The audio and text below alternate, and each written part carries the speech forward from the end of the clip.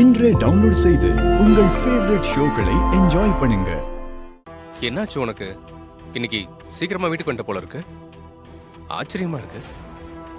இல்லங்க, வெளிய ரைடு போயிருந்தேன். அது முடிஞ்சதும் நான் வீட்டுக்கு வந்துட்டேன். ரைடா? எந்த பெரிய மனுஷன் வீட்டுக்கு ரைடுக்கு போனீங்க? பெரிய மனுஷங்க வீட்டுக்கெல்லாம் போல, ரோட்டுக்கு தான் போனேன். ரோட்டுக்கா? என்ன சொல்றது இருக்கா? கமிஷனர் ஆபீஸ்ல இருந்து ஒரே பிரஷருங்க. எதுக்கு பிரஷர்? அமைச்சர் மகனை கொண்டவங்களையே இன்னும் கண்டுபிடிக்கல. உன் ஹஸ்பண்ட் விஷயத்துல நடந்த மாதிரி இப்பவும் நடக்குதான்னு கமிஷனர் சந்தேகப்பட்டு கேள்வி மேல கேள்வி கேட்டு என்ன டென்ஷன் பண்ணிட்டாருங்க.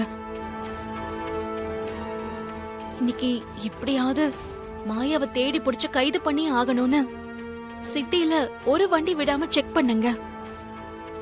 அப்பவும் மாயாவை பிடிக்க முடியல. துர்கா, நீ மாயா பத்தி சொன்னதால அவங்கள பத்தி நான் உங்ககிட்ட ஒரு விஷயம் சொல்லணும். என்ன விஷயங்க? அவங்க இருக்கிற இடம் உங்களுக்கு தெரியுமா? இருக்கிற இடம் எனக்கு தெரியாது. ஆனா அண்ணாமலைபுரம் பக்கத்துல இருக்கிற ஜெமினி காம்ப்ளெக்ஸ்க்கு அவங்க வந்துட்டு போயிருக்காங்க. என்ன சொல்றீங்க சூர்யா? மாயா அங்க வந்தாங்களா? அது உங்களுக்கு எப்படி தெரியும்? காலையில எனக்கு ஒரு கொரியர் வந்திருக்கு. அத்தை தான் கையெழுத்து போட்டு வாங்கியிருக்காங்க. ரூம்ல கொண்டு வந்து வச்சிருக்காங்க. அதை நான் கவனிக்கவே இல்லை. ஈவினிங் அத்தை சொன்னதுக்கு அப்புறம் தான் அந்த கொரியரை நான் பிரிச்சே பார்த்தேன். அதுல வேற யாரோ ஒருத்தர் கூட ஜோடியா, அதுவும் மாலையும் கழுத்துமா நீ இருக்கிற மாதிரி ஒரு போட்டோ இருந்துச்சு.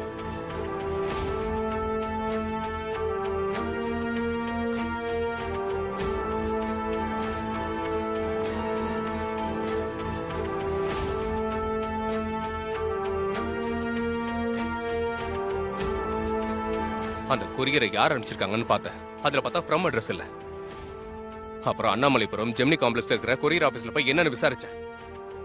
அப்பதான் தெரிஞ்சது அந்த போட்டோ அனுப்பிச்சதே மாயாமா தான்.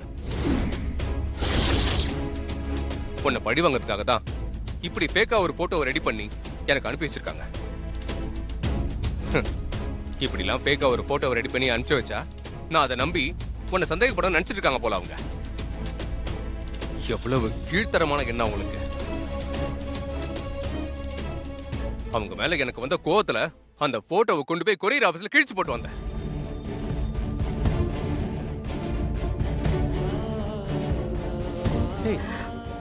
துர்கா, என்னாச்சு? இங்க பாரு, நீ எதுக்காக ஃபீல் பண்ற? மாயா இல்ல, ஒட்டுமொத்த உலகமே ஒண்ணு சேர்ந்து வந்து சொன்னாலுமே ஏன் துர்காவை நான் சந்தேகப்படுவேனா?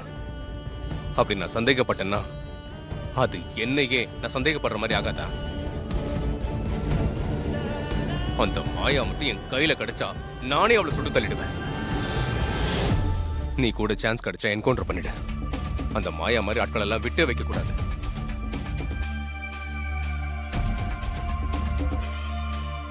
சரி, நான் போய் ஃப்ரெஷ் அப் ஆயிட்டு வரேன். நீ டிஃபன் எடுத்து வை.